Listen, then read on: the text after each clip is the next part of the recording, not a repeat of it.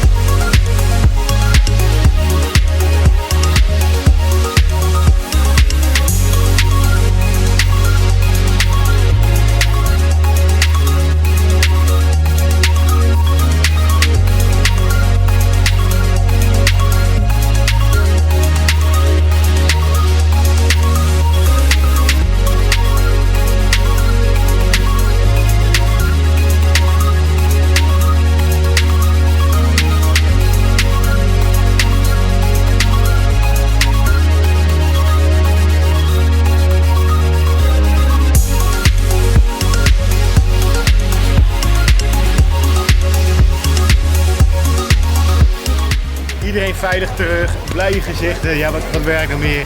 Mooie barbecue op het eind, mooie stop gehad. Ik ben echt waanzinnig tevreden, dus echt een topdag gehad. Ja, op naar volgend jaar.